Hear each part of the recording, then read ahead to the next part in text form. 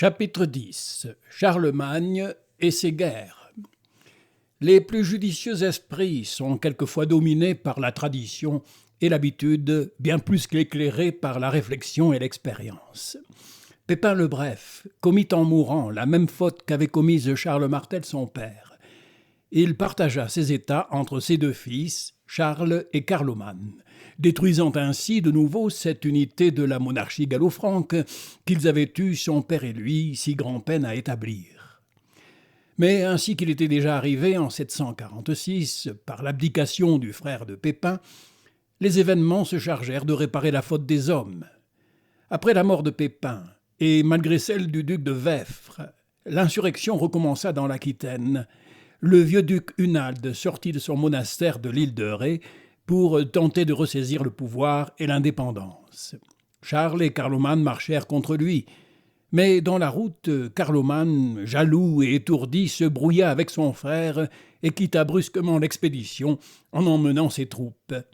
Charles fut obligé de la poursuivre seul, ce qu'il fit avec un plein succès. Cette première campagne terminée, la veuve de Pépin, la reine-mère Berthe, réconcilia ses deux fils. Mais un incident inattendu, la mort de Carloman, survenue 2 ans après, en 771, rétablit l'unité plus sûrement que la réconciliation n'eût rétabli la concorde. Quoique Carloman laissât des fils, les grands de ces États, laïcs ou ecclésiastiques, se réunirent à Corbeny entre Laon et Reims et proclamèrent à sa place son frère Charles, et qui devint ainsi seul roi de la monarchie gallo-franco-germanique. Et comme les ambitions et les mœurs étaient devenues moins féroces que sous les Mérovingiens, les fils de Carloman ne furent ni égorgés, ni tonsurés, ni même enfermés dans un monastère. Ils se retirèrent avec leur mère, Gerberge, à la cour de Didier, roi des Lombards. Le roi Charles, dit Éginhard, prit en patience leur départ, qu'il regarda comme sans importance. Ainsi commença le règne de Charlemagne. Le caractère original et dominant du héros de ce règne, ce qui lui a valu et lui maintient dans le monde depuis plus de 10 siècles le nom de grand, c'est la puissante variété de ses ambitions, de ses facultés et de ses œuvres. Charlemagne a aspiré et atteint à toutes les grandeurs. La grandeur militaire, la grandeur politique, la grandeur intellectuelle. Il a été un habile guerrier, un législateur actif, un héros poétique, et il a déployé tous ses mérites dans un temps de barbarie générale et monotone où, sauf dans l'Église, les esprits étaient inertes et stériles. Les hommes peu nombreux qui se sont fait un nom à cette époque se sont ralliés autour de Charlemagne et développés sous son patronage. Pour le bien connaître et l'apprécier avec justice, il faut le considérer sous ses divers et grands aspects, au dehors et au dedans de ses États, dans ses guerres et dans son gouvernement. J'ai donné dans mon cours sur l'histoire de la civilisation en France un tableau des guerres de Charlemagne, de ses nombreuses et diverses expéditions en Germanie, en Italie, en Espagne, dans tous les pays qui devinrent son empire. Je résume ici ce tableau. De l'an 769 à l'an 813, en Germanie et dans l'Europe occidentale et septentrionale, Charlemagne fit 31 campagnes contre les Saxons, les Frisons, les Bavarois, les Avars, les Slaves et les Danois. En Italie, 5 campagnes contre les Lombards. En Espagne, en Corse et en Sardaigne, 12 contre les Arabes. 2 contre les Grecs, 3 dans la Gaule même, contre les Aquitains et les Bretons.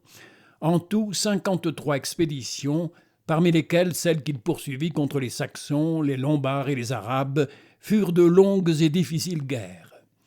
Je n'ai garde, mes enfants, de vous les raconter avec détail. Ce récit serait monotone et inutile. Mais je tiens à vous en faire bien connaître les causes, les incidents caractéristiques et les résultats.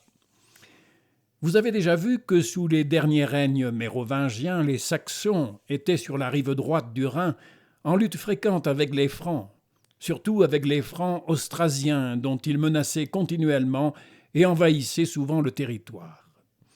Pépin le Bref les avait plus d'une fois refoulés loin des frontières fort incertaines de l'Austrasie germanique. Devenu roi, il porta plus loin ses coups et entra à son tour dans la Saxe même.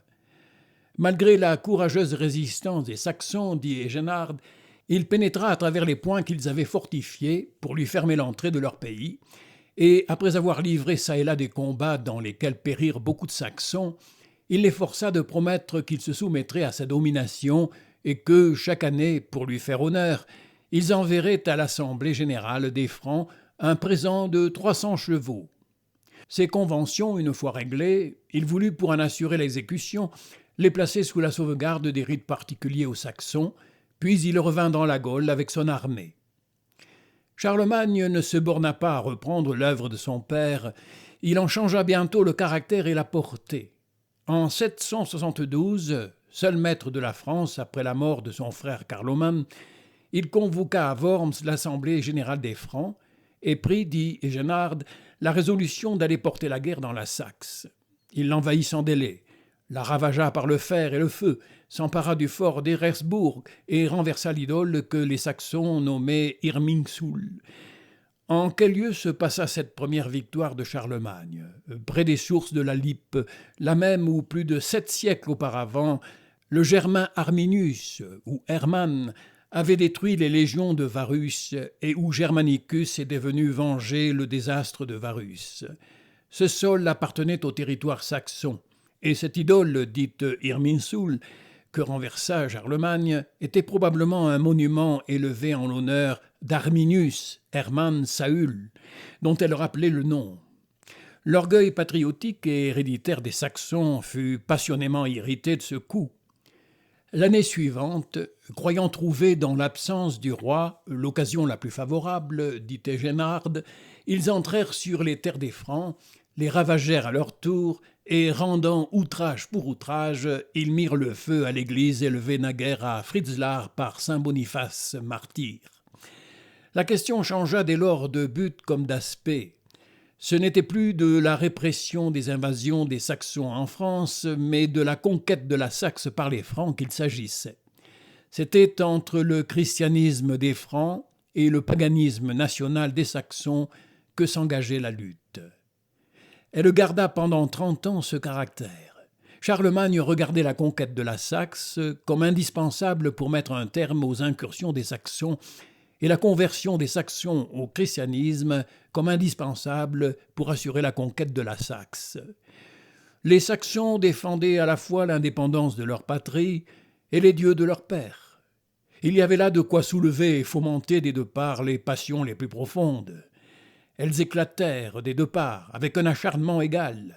Partout où Charlemagne pénétrait, il construisait des châteaux forts et des églises. Il laissait en partant des garnisons et des missionnaires. Quand il était parti, les Saxons revenaient, attaquaient les forts, massacraient les garnisons et les missionnaires. Dès le début de la lutte, un prêtre anglo-saxon d'origine et que l'évêque d'Utrecht, saint Willibrod, avait consacré naguère, saint Liebwin entreprit d'aller prêcher la foi chrétienne au cœur même de la Saxe, sur les bords du Vézère, au milieu de l'Assemblée générale des Saxons. « Que faites-vous » leur dit-il, la croix à la main. « Les idoles que vous adorez ne vivent ni ne sentent. Elles sont l'ouvrage des hommes. Elles ne peuvent rien, ni pour elles-mêmes, ni pour personne. C'est pourquoi le seul Dieu bon et juste, ayant pris vos erreurs en pitié, m'envoie vers vous. Si vous ne renoncez pas à l'iniquité, je vous annonce un malheur que vous n'attendez pas et que le roi des cieux a ordonné d'avance. Un prince fort, prudent, infatigable, viendra, non pas de loin, mais de près, tomber sur vous comme un torrent, afin d'amollir vos cœurs toujours durs et de faire courber vos fronts orgueilleux. D'un seul effort, il envahira la contrée, il la dévastera par le fer et le feu, et il amènera vos femmes et vos enfants en esclavage. » Un frémissement de colère courait dans l'assemblée. Beaucoup d'assistants coupaient déjà dans les bois voisins des pieux qu'ils aiguisaient pour en percer le prêtre. L'un des chefs, nommé Buteau, s'écria « Écoutez, vous qui êtes les plus sages, il nous est venu souvent des ambassadeurs des peuples voisins, normands, slaves ou frisons. Nous les avons reçus en paix, et après avoir entendu leur message, on les a renvoyés avec des présents. Celui-ci est l'ambassadeur d'un grand Dieu, et vous voulez le tuer. Soit émotion, soit prudence. La foule se calma ou se contint, et cette fois le prêtre se retira sain et sauf. Autant la pieuse ardeur des missionnaires servait Charlemagne, autant la puissance de Charlemagne soutenait et quelquefois sauvait les missionnaires. La multitude, au milieu même de ses passions, n'est pas tout entière ni toujours inaccessible à la crainte. Les Saxons n'étaient pas une seule et même nation, constamment réunis dans une même assemblée et gouvernés par un seul chef. Trois populations de même race, distinctes par des noms empruntés à leur position géographique, ainsi que cela était arrivé parmi les Francs pour les Austrasiens et les Neustriens, les Saxons osphaliens ou orientaux, les Westphaliens ou occidentaux et les Angriens formaient la confédération saxonne. Il s'y ajoutait même souvent une quatrième peuplade de même origine, plus voisine des Danois et dite les Nord-Albingiens, habitants de l'Elbe septentrionale. Ces quatre principales populations saxonnes se subdivisaient en un grand nombre de tribus qui avaient leur chef particulier et qui décidaient souvent, chacune pour son compte, de leur conduite et de leur sort. Habile à profiter de ce défaut de cohésion et d'unité chez ses ennemis, Charlemagne attaquait tantôt l'une, tantôt l'autre des grandes peuplades ou des petites tribus saxonnes et traitait séparément avec chacune d'elles selon qu'il les trouvait disposées à la soumission ou à la résistance. Après avoir, dans 4 ou 5 expéditions successives, remporté des victoires et subi des échecs, il se crut assez avancé dans sa conquête pour mettre ses rapports avec les Saxons à une grande épreuve. En 777, il résolut, dit Egenhard, d'aller tenir dans le lieu nommé Paderborn, voisin de la Saxe, l'assemblée générale de son peuple. Arrivé dans cette ville, il y trouva rassemblés le Sénat et le peuple de cette perfide nation qui, conformément à ses ordres, s'y était rendu, cherchant à le tromper par de faux serments de soumission et de dévouement. Ils méritèrent d'obtenir leur grâce, mais à cette condition toutefois que si désormais ils rompaient leurs engagements, ils seraient privés de leur patrie et de leur liberté. Un grand nombre d'entre eux se firent baptiser en cette occasion, mais c'était avec des intentions bien peu sincères qu'ils avaient témoigné vouloir devenir chrétiens. Un chef saxon avait manqué à cette grande réunion, Witikind, fils de Wernekind, roi des Saxons du nord de l'Elbe. Il avait épousé la sœur de Siegfried, roi des Danois. Il était l'ennemi de Radbod, roi des Frisons. Vraiment chef de cœur comme de race, il était fait pour devenir le héros des Saxons, comme 7 siècles auparavant, le chérusque Hermann, Arminius, avait été le héros des Germains. Au lieu de se rendre à Paderborn, Witikind avait quitté la Saxe et s'était réfugié chez son beau-frère, le roi des Danois. De là, il provoqua ses compatriotes saxons, les uns à persévérer dans la résistance, les autres à se repentir de leur soumission apparente. La guerre recommença et Witikind s'empressa de revenir y prendre part. En 778, les Saxons s'avancèrent jusqu'au Rhin, mais n'ayant pu traverser ce fleuve, dit Egenhard, ils se mirent à ravager par le fer et le feu toutes les villes et tous les villages, depuis la cité de Duitz en face de Cologne jusqu'au confluent de la Moselle. Les églises aussi bien que les maisons furent ruinées de fond en comble. L'ennemi, dont sa fureur n'épargnait ni l'âge ni le sexe, voulant montrer par là qu'il avait envahi le territoire des Francs, non pas pour piller, mais pour se venger. Pendant 3 ans, la lutte continua, plus limitée, mais de plus en plus acharnée. Beaucoup de tribus saxonnes se soumirent. Beaucoup de Saxons furent baptisés. Le roi des Danois, Siegfried, envoya à Charlemagne des députés comme pour traiter de la paix. Witikind était sorti du Danemark, mais il avait passé chez les Normands, leurs voisins, et rentré de là en Saxe, il y ralluma une insurrection aussi violente qu'inattendue. En 782, 2 lieutenants de Charlemagne furent battus sur les bords du Vézère et tués dans le combat, avec 4 comtes et 20 des officiers les plus nobles de l'armée.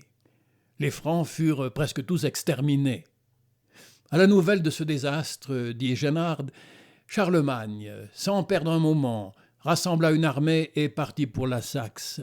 Il fit venir devant lui tous les chefs des Saxons et leur demanda quels étaient les fauteurs de la révolte. Tous s'accordèrent à dénoncer Witikind comme l'auteur de cette trahison. Mais comme ils ne purent le livrer parce qu'aussitôt après ce coup de main, Il s'était réfugié chez les Normands. Ceux qui, à sa persuasion, avaient accompli le crime furent remis au nombre de 4500 entre les mains du roi, et, par son ordre, on leur trancha la tête à tous, le même jour, dans le lieu que l'on nomme Verden, sur le fleuve Aller. Après avoir accompli cette vengeance, le roi se retira à Thionville pour y passer l'hiver. La vengeance ne mit point fin à la guerre. Le sang appelle le sang, disait en 1643 dans le Parlement d'Angleterre Sir Benjamin Rudyard, l'un des meilleurs citoyens de son pays en Révolution. Pendant 3 ans, Charlemagne eut à redoubler d'efforts pour accomplir en Saxe, au prix du sang des Francs comme des Saxons, son œuvre de conquête et de conversion. Il faut, répétait-il souvent, que la Saxe soit chrétienne ou détruite. Enfin, en 785, après plusieurs victoires qui semblaient décisives, il alla s'établir dans son château fort d'Eresbourg, où il fit venir sa femme et ses enfants, résolu d'y demeurer toute la mauvaise saison, dit Egenhard, et appliqué sans relâche à parcourir le pays des Saxons, et à les lasser par son obstination puissante et infatigable. Mais l'obstination n'étouffait point en lui la prudence et l'habileté politique. Ayant appris que Witikind et Abion, autres grands chefs saxons, se tenaient dans la partie de la Saxe située de l'autre côté de l'Elbe, il leur envoya des messagers saxons pour les déterminer à renoncer à leur perfidie et à venir sans hésitation se confier à lui. Ceux-ci, qui avaient la conscience de leurs attentats, n'osaient pas d'abord s'en remettre à la parole du roi, mais ayant obtenu de lui la promesse d'impunité qu'il désirait, et de plus les otages qu'il sollicitait pour garant de leur sûreté et que leur amena de la part du roi à Malvin, l'un des officiers de sa cour, ils vinrent avec ce seigneur se présenter au roi dans son palais d'Attigny, et là ils reçurent le baptême. Charlemagne fit plus qu'amnistier Witikind. Il le nomma duc de Saxe, mais sans attacher à ce titre aucun droit de souveraineté. Witikind, de son côté, fit plus que de venir à Attigny et de s'y faire baptiser. Il renonça à la lutte, resta fidèle à ses nouveaux engagements et mena, dit-on, une vie assez chrétienne pour que quelques chroniques l'aient mis au rang des saints. Il fut tué en 807 dans un combat contre Gérold, duc de Souabe, et son tombeau se voit encore à Ratisbonne. Plusieurs familles souveraines d'Allemagne le tiennent pour leur ancêtre, et quelques généalogistes français ont même vu en lui, sans fondement solide, l'aïeul de Robert le Fort, bisaïeul de Hugues Capet. Quoi qu'il en soit, après la paix faite avec Witikind, Charlemagne eut encore, pendant plusieurs années, bien des insurrections à réprimer et bien des rigueurs à exercer en Saxe. Entre autres, la transplantation de quelques peuplades saxonnes hors de leur patrie et l'établissement de colons étrangers sur les territoires ainsi devenus vacants.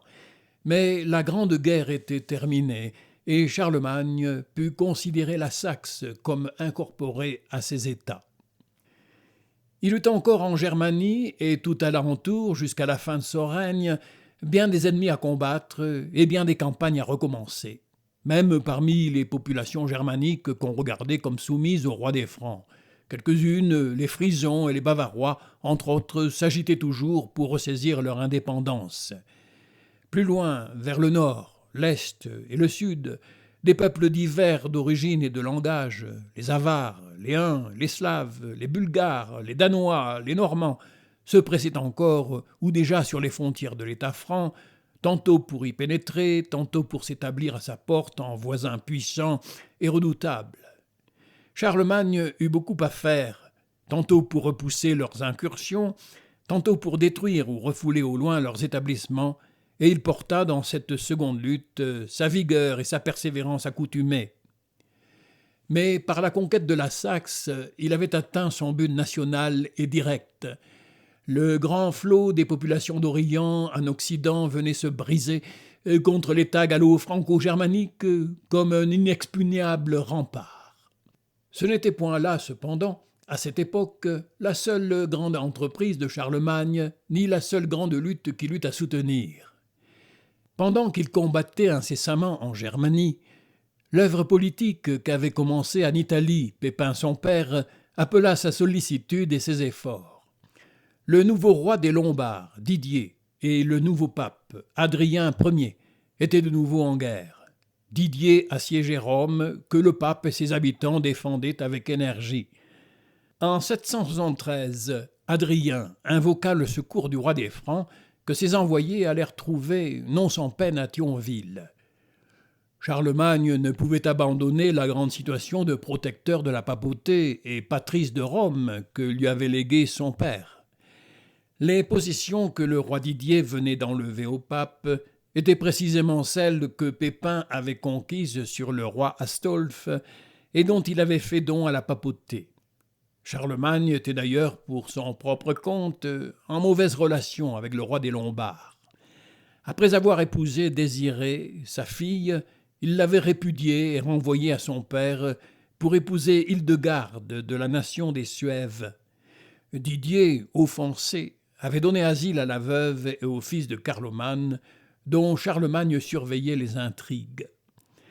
Prudent et soigneux des apparences, même quand il se préparait à frapper un grand coup, Charlemagne essaya, par des envoyés spéciaux, d'obtenir du roi des Lombards ce que demandait le pape.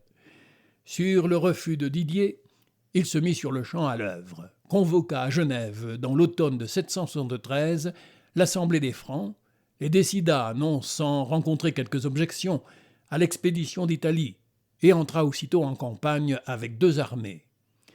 L'une devait traverser le Valais et descendre en Lombardie par le mont Saint-Bernard. Charlemagne lui-même conduisit l'autre par le mont Cenis. Les Lombards lui opposèrent, à la sortie des gorges des Alpes, une vigoureuse résistance. Les Francs avaient quelque peine à la surmonter, mais lorsque leur seconde armée eut pénétré en Italie par le Saint-Bernard, Didier, menacé sur ses derrières, se retira précipitamment et, poussé de poste en poste, il fut obligé d'aller se renfermer dans Pavie, la plus forte place de son royaume, où Charlemagne, après avoir reçu en route la soumission des principaux comtes et de presque toutes les villes de la Lombardie, vint promptement l'assiéger. Je veux mettre textuellement sous vos yeux, mes enfants, un fragment d'une ancienne chronique qui vous fera connaître, mieux que toute description moderne, l'impression d'admiration et de crainte que faisait sur ses contemporains Charlemagne, sa personne et sa puissance. À la fin de ce IXe siècle, un moine de l'abbaye de Saint-Gall, en Suisse, avait recueilli de la bouche même de l'un des guerriers de Charlemagne, Adalbert, de nombreux récits de ses campagnes et de sa vie. Ces récits sont chargés de légendes fabuleuses, d'anecdotes puériles, de souvenirs défigurés, d'erreurs chronologiques, et ils sont écrits quelquefois avec une crédulité et une exagération de langage qui font sourire. Mais ils révèlent l'état des esprits et des imaginations autour de Charlemagne et à sa vue. Ce moine raconte naïvement l'arrivée de Charlemagne devant Pavie et l'inquiétude du roi des Lombards à son approche. Didier avait alors auprès de lui l'un des plus célèbres compagnons de Charlemagne, Ogier le Danois, et qui tient une grande place dans les romans et les épopées chevaleresques de cette époque. Ogier avait eu quelques querelles avec son grand chef et s'était réfugié auprès du roi des Lombards. Il est probable que son origine danoise et ses relations avec le roi des Danois, Gottfried, longtemps l'ennemi des Francs, n'avaient pas été sans influence sur sa brouillerie avec Charlemagne. Quoi qu'il en soit, quand Didier et Ogier, ainsi l'appelle le moine, apprirent que le redoutable monarque venait, ils montèrent sur une tour très élevée, d'où ils pouvaient le voir arriver de loin et de tous côtés. Ils aperçurent d'abord des machines de guerre, telles qu'il en aurait fallu aux armées de Darius ou de Jules César. « Charles, demanda Didier à Ogier, n'est-il pas avec cette grande armée ?»« Non, répondit celui-ci. Le Lombard, voyant ensuite une troupe immense de simples soldats assemblés de tous les points de notre vaste empire, finit par dire à Ogier : « Certes, Charles s'avance triomphant au milieu de cette foule. »« Non, pas encore, il ne paraîtra pas de sitôt, » répliqua l'autre. « Que pourrions-nous donc faire, reprit Didier, qui commençait à s'inquiéter, s'il vient accompagné d'un plus grand nombre de guerriers ? » Vous le verrez tel qu'il est quand il arrivera, répondit Ogier. Mais pour ce qui sera de nous, je l'ignore. Pendant qu'il discourait ainsi, parut le corps des gardes, qui jamais ne connaît de repos. À cette vue, le Lombard, saisi d'effroi, s'écria « Pour le coup, c'est Charles !»« Non, reprit Auger, pas encore. » À la suite vinrent les évêques, les abbés, les clercs de la chapelle royale et les comtes.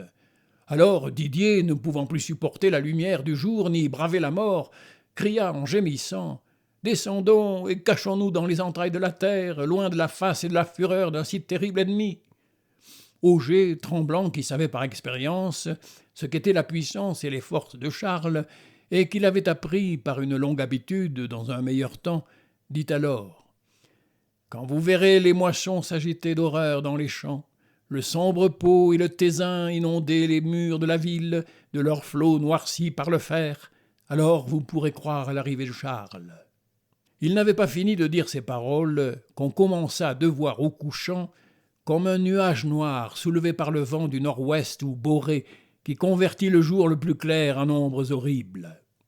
Mais l'empereur approchant de plus en plus, l'éclat des armes fit luire, pour les gens enfermés dans la ville, un jour plus sombre que toute espèce de nuit. Alors parut Charles lui-même, cet homme de fer, la tête couverte d'un casque de fer, les mains garnies de gantelets de fer, sa poitrine de fer et ses épaules de marbre défendues par une cuirasse de fer, la main gauche armée d'une lance de fer qu'il soutenait élevée en l'air, car sa main droite, il la tenait toujours étendue sur son invincible épée. L'extérieur des cuisses, que les autres, afin d'avoir plus de facilité pour monter à cheval, dégarnissaient même de courroies, il l'avait entouré de lames de fer. Que dirais-je de ses bottines ? Toute l'armée était accoutumée à les porter constamment de fer. Sur son bouclier, on ne voyait que du fer, son cheval avait la couleur et la force du fer. Tous ceux qui précédaient le monarque, tous ceux qui marchaient à ses côtés, tous ceux qui le suivaient, tout le gros même de l'armée avait des armures semblables, autant que les moyens de chacun le permettaient. Le fer couvrait les champs et les grands chemins. Les pointes du fer réfléchissaient les rayons du soleil. Ce fer si dur était porté par un peuple d'un cœur plus dur encore. L'éclat du fer répandit la terreur dans les rues de la cité. « Que de fer, hélas, que de fer !» Tels furent les cris confus que poussèrent les citoyens. La fermeté des murs et des jeunes gens s'ébranla à la vue du fer, et le fer paralysa la sagesse des vieillards. Ce que moi, pauvre écrivain, bégayant et édenté, j'ai tenté de peindre dans une traînante description, Auger l'aperçut d'un coup d'œil rapide et dit à Didier « Voici ce que vous cherchez avec tant de peine. » Et en proférant ces paroles, il tomba presque sans vie. Le moine de Saint-Gall fait tort au roi Didier et à son peuple. Ils furent plus fermes et plus vaillants qu'ils ne les peints. Ils résistèrent obstinément à Charlemagne et repoussèrent ses premiers assauts, si bien qu'il convertit le siège en blocus et s'établit devant Pavie, comme s'attendant à y rester longtemps. Son camp devint une ville. Il y fit venir la reine Hildegarde avec sa cour. Il y fit construire une chapelle où il célébra les fêtes de Noël. Mais le printemps venu, à l'approche des fêtes de Pâques en 774, lassé de la longueur du blocus, il laissa à ses lieutenants le soin de le maintenir et, suivi d'un nombreux et brillant cortège, il partit pour Rome, où le pape le pressait instamment de venir. Le samedi saint, 1er avril 774, Charlemagne trouva, à 3000 de Rome, les magistrats et la bannière de la ville que le pape avait envoyés au-devant de lui. À 1000, toutes les corporations municipales et les élèves des écoles portant des palmes et chantant des hymnes, et à la porte de la ville la croix qui ne sortait que pour les exarques et les patrices. Devant la croix, Charlemagne descendit de cheval, entra dans Rome à pied, monta l'escalier de l'ancienne basilique de Saint-Pierre, en répétant à chaque marche un témoignage de piété respectueuse, et il fut reçu au haut du perron par le pape lui-même. On chantait tout autour et dans les rues « Béni soit celui qui vient au nom du Seigneur ». Dès son entrée et pendant son séjour à Rome, Charlemagne y donna les marques les plus éclatantes de sa foi chrétienne et de son respect pour le chef de l'Église. Selon la coutume des pèlerins, il visita toutes les basiliques et fit, dans celle de Sainte-Marie Majeure, ses dévotions solennelles. Puis, passant aux affaires temporelles, il se fit apporter et relire dans ses conférences particulières avec le pape la donation territoriale que Pépin, son père, avait faite à Étienne II, et il en dicta lui-même la confirmation, en y ajoutant un nouveau don de quelques-uns des territoires qu'il était en train de conquérir sur les Lombards. Le pape Adrien, de son côté, lui rendit avec une dignité affectueuse tous les honneurs et tous les services qui pouvaient satisfaire et élever à la fois le roi et le prêtre, le protecteur et le protégé. Il fit présent à Charlemagne d'un livre contenant le recueil des canons écrits par les pontifes depuis l'origine de l'Église, et il mit en tête de ce livre, dédié à Charlemagne, une épître en 45 vers irréguliers, écrite de sa main, qui formait un anagramme, le pape Adrien à son excellent fils Charlemagne, roi. Domino excellentissimo filio Carolo Magno regi Adrianus papa. En même temps, il l'invita à pousser jusqu'au bout sa victoire et à se faire roi des Lombards, mais en lui conseillant de ne pas incorporer sa conquête dans l'État franc, ce qui blesserait l'orgueil du peuple vaincu, ainsi absorbé par ses vainqueurs, et de s'intituler simplement roi des Francs et des Lombards. Charlemagne comprit et accepta ce sage conseil. Il savait garder des mesures dans l'ambition et dans la victoire. Il fit même 3 ans après plus que ne lui avait conseillé le pape Adrien. En 777, la reine Hildegarde lui donna un fils, Pépin, qu'en 781 Charlemagne fit baptiser et sacrer roi d'Italie à Rome par le pape, séparant ainsi non seulement les 2 titres, mais les 2 royaumes, et rendant aux Lombards une existence nationale, bien sûr que tant qu'ils vivraient, l'unité de ces divers États ne serait pas en péril. Après avoir ainsi réglé à Rome ses affaires et celles de l'Église, il retourna à son camp, prit Pavie, reçut la soumission de tous les ducs et comtes lombards, sauf un seul, Régis, duc de Bénévente, et il entra en France, emmenant prisonnier le roi Didier, qu'il relégua dans un monastère, d'abord à Liège, puis à Corbie, où le Lombard détrôné, disent les chroniqueurs, finit saintement ses jours.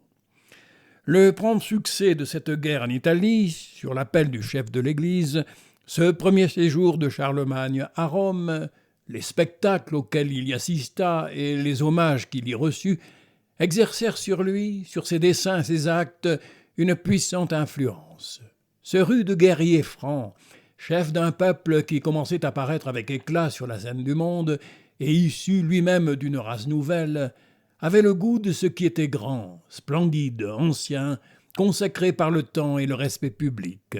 Il comprenait et estimait à toute sa valeur la puissance morale et l'importance de tels alliés.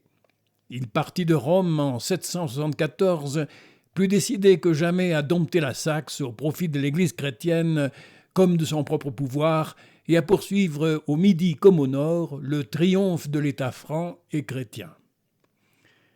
3 ans après, en 777, il avait convoqué à Paderborn, en Westphalie, cette assemblée générale de ces divers peuples à laquelle ne se rendit pas Witikind et qui devait amener contre les Saxons une guerre de plus en plus acharnée. Le Sarrasin Ibn al-Arabi, dit Eginhard, vint dans cette ville se présenter devant le roi. Il arrivait d'Espagne avec d'autres Sarrasins, ses compagnons, pour se donner au roi des Francs, avec toutes les villes dont le roi des Sarrasins lui avait confié la garde. Depuis longtemps déjà, les chrétiens d'Occident donnaient aux musulmans, arabes ou autres, le nom de Sarrasins. Ibn al-Arabi était gouverneur de Saragosse et l'un des chefs arabes espagnols en conspiration contre Abdelrahman, le dernier rejeton des califes omniades qui, avec l'appui des Berbères, s'était emparé du gouvernement de l'Espagne. Au milieu des désordres de son pays et de sa nation, Ibn al-Arabi appela à son aide contre Abdelrahman les Francs et les chrétiens, comme naguère Moronte, le duc d'Arles, avait appelé en Provence contre Charles Martel les Arabes et les musulmans. Charlemagne accepta avec empressement cette provocation. Dès le printemps de l'année suivante, 778, et avec le plein assentiment de ses principaux guerriers, il se mit en marche vers les Pyrénées, passa la Loire et s'arrêta à Casseuil, au confluent du Drop et de la Garonne, pour y célébrer les fêtes de Pâques et préparer de là son expédition. Comme il l'avait fait naguère pour sa campagne en Italie contre les Lombards, il divisa ses forces en 2 armées, l'une formée d'Austrasiens, de Neustriens, de Bourguignons et de divers contingents germains, et commandée par Charlemagne lui-même, devait entrer en Espagne par la vallée de Roncevaux, dans les Pyrénées-Occidentales, et se diriger sur Pampelune. L'autre, composée de Provençaux, de Septimaniens, de Lombards et d'autres populations du Midi, sous le commandement du duc Bernard, qui s'était déjà distingué en Italie, avait ordre de pénétrer en Espagne par les Pyrénées-Orientales, de recevoir dans sa route la soumission de Gérone et de Barcelone, et de ne s'arrêter que devant Saragosse, où les 2 armées devaient se rejoindre et qu'Ibn el-Arabi avait promis de livrer au roi des Francs. Dans ce plan, Charlemagne avait à traverser les territoires de l'Aquitaine et de la Vasconie, domaine du duc Louis II, fils du duc Veffre, si longtemps l'adversaire de Pépin le Bref, mérovingien de race, et à tous ces titres peu favorables à Charlemagne. Cependant, le passage s'accomplit sans difficulté. Le roi des Francs traita bien son puissant vassal. Le duc Loup lui jura de nouveau, ou pour la première fois, dit M. Fauriel, soumission et fidélité. Mais l'événement prouva bientôt que ce n'était pas sans ombrage, ni sans tous les sentiments d'un digne fils de Veffre qu'il voyait les Francs et les fils de Pépin si près de lui. La campagne agressive fut facile et brillante. Charlemagne entra avec son armée en Espagne, par la vallée de Roncevaux, sans rencontrer aucun sérieux obstacle. À son arrivée devant Pampelune, le gouverneur arabe lui rendit la place et Charlemagne poussa vivement sa marche sur Saragosse. Mais là, la fortune changea. La présence des étrangers et des chrétiens sur le sol de l'Espagne suspendit les discordes intérieures des Arabes. De toutes parts, ils se levèrent en masse pour secourir Saragosse. Les assiégés se défendirent opiniâtrement. Les vivres manquaient aux assiégeants, encore plus que dans la place. Les maladies les gagnaient. Ils étaient incessamment harcelés du dehors. Le bruit d'un nouveau soulèvement des Saxons arriva à Charlemagne. Les Arabes demandèrent à négocier, pour déterminer le roi des Francs à abandonner le siège. Ils lui offrirent une immense quantité d'or, disent les chroniques, des otages, des promesses d'hommage et de fidélité. Les apparences étaient sauves. Charlemagne pouvait dire, peut-être même croire, qu'il avait poussé ses conquêtes jusqu'à l'Èbre. Il se décida à la retraite. Toute l'armée se mit en marche pour repasser les Pyrénées. Arrivé devant Pampelune, Charlemagne en fit raser complètement les murs, afin, dit-il, que cette cité ne puisse se révolter. Les troupes entrèrent dans ces mêmes gorges de Roncevaux qu'elles avaient traversées sans obstacle quelques semaines auparavant. L'avant-garde et le gros corps d'armée en étaient déjà sortis.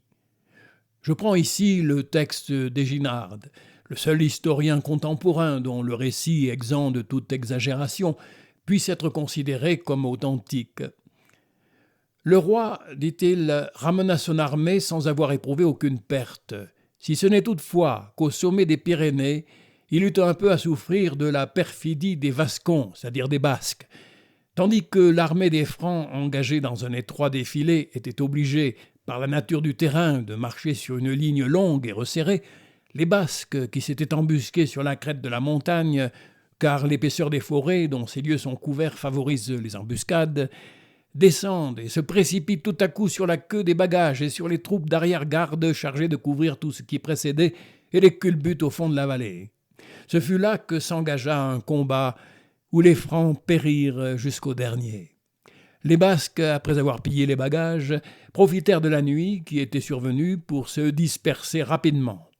Ils durent en cette rencontre tout leur succès à la légèreté de leurs armes et à la disposition des lieux où se passa l'action.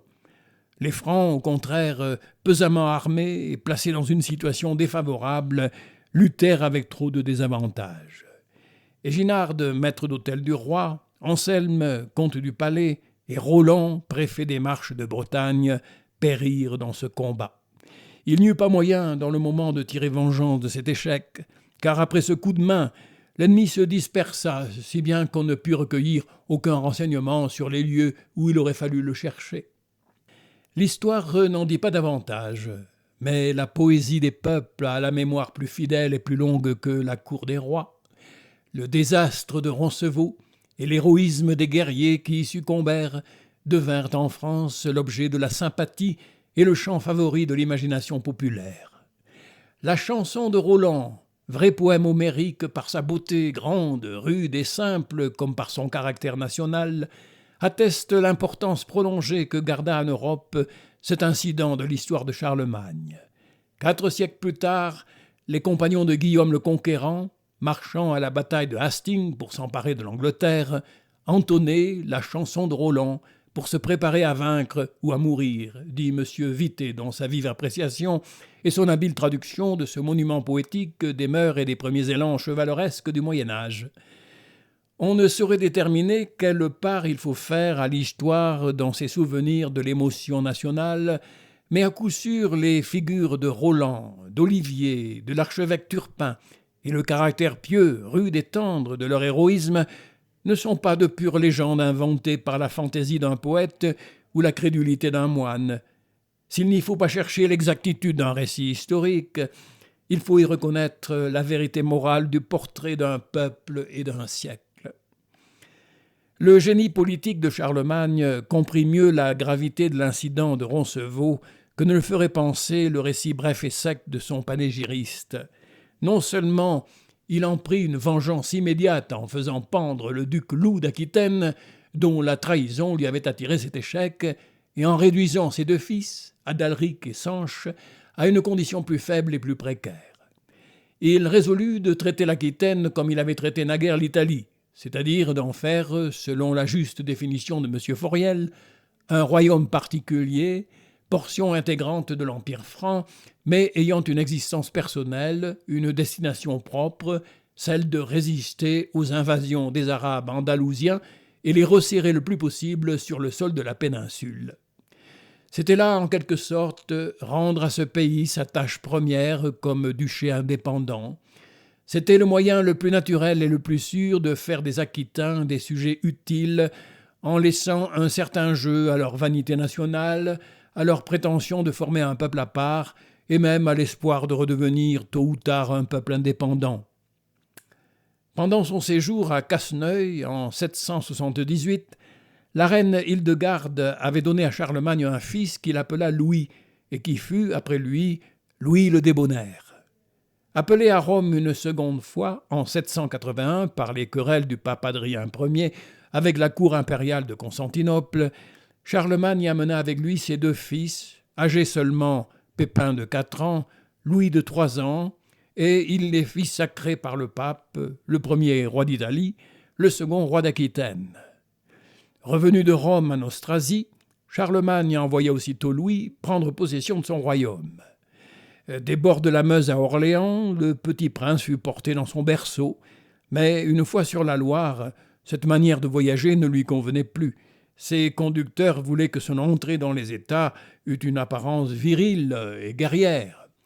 On le revêtit d'armes proportionnées à sa taille et à son âge, on le mit et on le tint à cheval, et ce fut dans cet attirail qu'il entra en Aquitaine. Il y venait accompagné des officiers qui devaient former son conseil de tutelle, homme choisi avec soin par Charlemagne parmi les leudes francs, distingué non seulement pour la bravoure et la fermeté, mais aussi pour l'adresse, et tel qu'il les fallait, pour n'être ni trompé ni effrayé par les populations rusées, mobiles et turbulentes auxquelles ils allaient avoir affaire. Depuis cette époque jusqu'à la mort de Charlemagne, et par son influence souveraine en même temps que sous le nom de son fils, le gouvernement de l'Aquitaine fut une série d'efforts continus pour refouler les Arabes d'Espagne au-delà de l'Èbre, étendre jusqu'à ce fleuve la domination franque, diriger vers ce but les forces comme les passions des populations de la Gaule méridionale, et poursuivre ainsi, au Midi comme au Nord, contre les Arabes comme contre les Saxons et les Huns, le grand dessein de Charlemagne, la répression des invasions étrangères et le triomphe de la France chrétienne sur le paganisme et l'islamisme asiatique. Quoique toujours obligé de veiller, et souvent encore de combattre, Charlemagne pouvait se croire près de son but. Il avait partout grandement reculé les frontières de l'État franc et dompté les populations comprises dans ses conquêtes. Il avait prouvé que ces frontières nouvelles seraient vigoureusement protégées contre de nouvelles invasions ou de dangereux voisinages. Il avait poursuivi les Huns et les Slaves jusque sur les confins de l'Empire d'Orient et les Sarrasins jusque dans les îles de Corse et de Sardaigne. Le centre de l'État n'était plus dans l'ancienne Gaule. Il l'avait transporté non loin du Rhin, au milieu et à la portée des populations germaniques, dans la ville d'Aix-la-Chapelle, qu'il avait fondée et où il se plaisait à résider. Mais les principales parties du royaume gallo-franc, l'Austrasie, la Neustrie et la Bourgogne, étaient efficacement fondues en un seul corps. Je viens de dire ce qu'il avait fait de la Gaule méridionale et comment il l'avait à la fois séparée de son propre royaume et retenue sous sa main. 2 expéditions dans l'Armorique, sans enlever tout à fait aux Bretons leur indépendance, leur avaient imposé une déférence efficace, et le grand guerrier Roland, placé comme comte sur leurs frontières, les avertissait du péril que rencontrerait leur soulèvement. La puissance morale de Charlemagne était au niveau de sa force matérielle. Il avait protégé partout les missionnaires du christianisme, il était entré 2 fois dans Rome, aussi à titre de protecteur, et il pouvait compter sur le fidèle concours du pape, autant au moins que le pape pouvait compter sur lui. Il avait reçu les ambassades et les présents des souverains de l'Orient, chrétiens ou musulmans, des empereurs de Constantinople et des califes de Bagdad. Partout en Europe, en Afrique et en Asie, il était redouté et respecté des rois et des peuples. Tels étaient pour lui, à la fin du 8e siècle, les résultats de ces guerres, des qualités supérieures qu'il avait déployées et des succès qu'il y avait obtenus et gardés. En 799, il reçut à Aix-la-Chapelle la nouvelle que de graves désordres avaient éclaté dans Rome, que le pape Léon III avait été assailli par des conspirateurs qui, après lui avoir arraché, disait-on, les yeux et la langue, l'avaient enfermé dans le couvent de Saint-Érasme, d'où il s'était échappé à grand-peine, et qu'il s'était réfugié chez le duc de Spolt, Viginise, d'où il annonçait l'intention de se rendre auprès du roi franc. Léon III était déjà connu de Charlemagne. Dès son avènement au pontificat, en 795, il lui avait envoyé, comme aux patrices et aux défenseurs de Rome, les clés de la prison de Saint-Pierre et la bannière de la cité. Charlemagne se montra disposé à le recevoir avec autant de bienveillance que de respect. Le pape arriva en effet à Paderborn, y passa seulement quelques jours, selon Eginhard, et retourna à Rome le 30 novembre 799, tranquille sur son avenir, mais sans que personne sût ce qui avait pu être convenu entre le roi des Francs et lui. Charlemagne resta tout l'hiver à Aix-la-Chapelle, employa les premiers mois de l'année 800 à ses affaires dans la France occidentale, à Rouen, à Tours, à Orléans, à Paris, et revenu à Mayence au mois d'août, il annonça seulement alors à l'Assemblée générale des Francs son dessein de faire un voyage en Italie. Il s'y rendit en effet et arriva le 23 novembre 800 à la porte de Rome. Le pape l'y reçut au moment où il descendait de cheval. Puis, le lendemain, placé sur les marches de la basilique de Saint-Pierre et au milieu des cantiques universels, il introduisit le roi dans le sanctuaire du bienheureux apôtre, glorifiant et remerciant le Seigneur de cet heureux événement. Quelques jours furent employés à examiner les griefs qui avaient été imputés au pape et à recevoir 2 moines venus de Jérusalem pour présenter au roi, avec la bénédiction du patriarche, les clés du Saint-Sépulcre et du Calvaire, ainsi que l'étendard sacré. Enfin, le 25 décembre 800, jour de la nativité de notre Seigneur, le roi, dit Eginhard, vint dans la basilique du bienheureux Saint-Pierre, apôtre, pour assister à la célébration de la messe. Au moment où, placé devant l'autel, il s'inclinait pour prier, le pape Léon lui mit une couronne sur la tête, et tout le peuple romain s'écria « À Charles Auguste, couronné par Dieu, grand et pacifique empereur des Romains, vie et victoire !» Après cette proclamation, le pontife se prosterna devant lui et l'adora, suivant la coutume établie du temps des anciens empereurs. Et dès lors Charles, quittant le nom de Patrice, porta celui d'empereur et d'Auguste. Et Ginard ajoute dans sa vie de Charlemagne: le roi témoigna d'abord une grande aversion pour cette dignité, car il affirmait que, malgré l'importance de la fête, il ne serait pas entré ce jour-là dans l'église s'il avait pu prévoir les intentions du souverain pontife. Toutefois, cet événement excita la jalousie des empereurs romains de Constantinople, qui s'en montrèrent fort irrités. Mais Charles n'opposa à leurs mauvaises dispositions qu'une grande patience, et grâce à cette magnanimité qui les levait si fort au-dessus d'eux, il parvint, en leur envoyant de fréquentes ambassades et en leur donnant dans ses lettres le nom de frères, à triompher de leur opiniâtreté. Personne, je pense, ne crut, au IXe siècle, et personne à coup sûr ne croira aujourd'hui, que Charlemagne fût d'avance étranger à ce qui se passa le 25 décembre 800 dans la basilique de Saint-Pierre. Je doute aussi qu'il fût sérieusement préoccupé de la mauvaise humeur des empereurs d'Orient. Il savait comprendre ce qui reste toujours de valeur aux vieilles traditions, et il put prendre quelques soins pour avoir leur adhésion à son titre d'empereur. Mais tous ses contemporains croyaient, et il croyait sans doute aussi lui-même, que ce jour-là, il avait bien réellement conquis et relevé l'Empire romain.